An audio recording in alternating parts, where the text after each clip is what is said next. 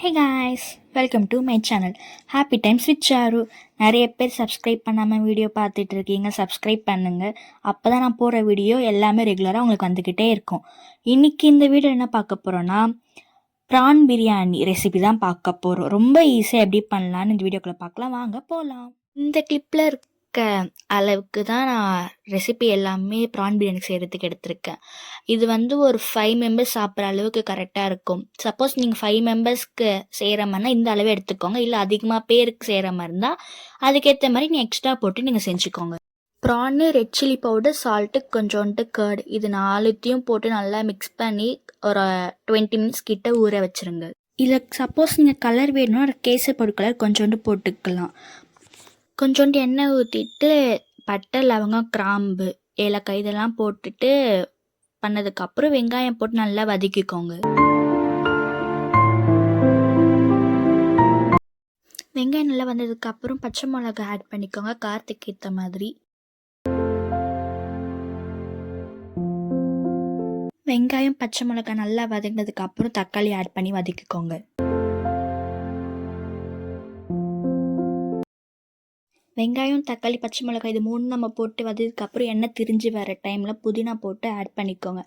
புதினா இந்த டைமில் ஆட் பண்ணிங்கன்னா புதினா ஃப்ளேவர் வந்து எண்ணெய் நல்லா இறங்கி இருக்கும்.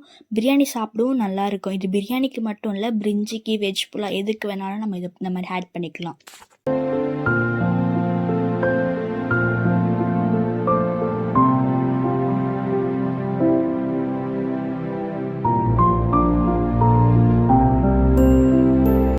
புதினா வதக்கிறதுக்கப்புறம் இஞ்சி பூண்டு பேஸ்ட்டு இப்போ போடுங்க. ஏன் நான் ஸ்டார்டிங் போடலன்னா, இஞ்சி பூண்டு பேஸ்ட் லாஸ்ட்டாக போட்டிங்கன்னா டேஸ்ட்டு கொஞ்சம் டிஃப்ரெண்ட்டாக இருக்கும். அதனால தான் ஸ்டார்டிங் போடாமல் கடைசியில் போடுறேன். நீங்களும் இந்த மாதிரி ட்ரை பண்ணி பாருங்கள், டேஸ்ட் டிஃப்ரெண்ட்டாக இருக்கும். இஞ்சி பூண்டு நல்லா வந்ததுக்கப்புறம் சில்லி பவுடர் தேவையான அளவுக்கு போட்டுக்கோங்க. சில்லி பவுட்ரு இந்த மசாலா நல்லா மிக்ஸ் பண்ணிக்கோங்க.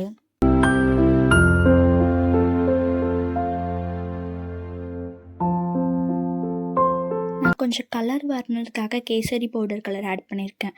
இது ஆப்ஷன் தான், உங்களுக்கு வேணால் போட்டுக்கலாம், வேணாலும் விட்டுருங்க.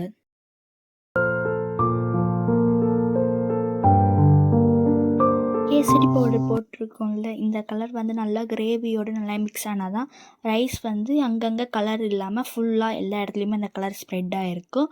அப்புறம் தயிர் கொஞ்சம் ஆட் பண்ணிக்கோங்க. என்கிட்ட பிரியாணி பவுடர் இருக்குது, அதை ஆட் பண்ணிக்க. இது வந்து ஆப்ஷன் தான். ஆனால் இது பிரியாணி மசாலா ஆட் பண்ணோன்னா கொஞ்சம் ஃப்ளேவர் டிஃப்ரெண்ட்டாக இருக்கும் டேஸ்ட்டு. அதனால தான் இதை ஆட் பண்ணியிருக்கேன்.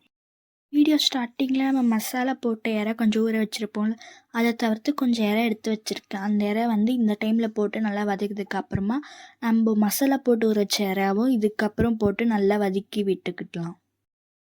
பாஸ்மதி அரிசி நம்ம ஊற வச்சிட்டோன்னா இறை நம்ம ஃப்ரை ஆகும் போது அரிசி ஊறவும் கரெக்டாக இருக்கும்.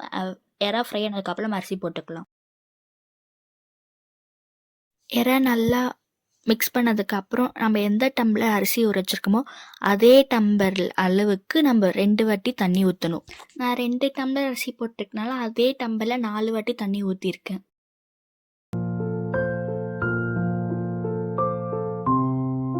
நம்மளோட இறை பிரியாணியும் ரெடி ஆகிடுச்சு. லைக் பண்ணுங்கள், ஷேர் பண்ணுங்கள், பக்கத்தில் இருக்க பெல் பட்டன் ஐக்கானும் கிளிக் பண்ணுங்கள். நெக்ஸ்ட்டு வேறு என்ன வீடியோ போடலான்னு கீழே கமெண்ட் பண்ணுங்கள்.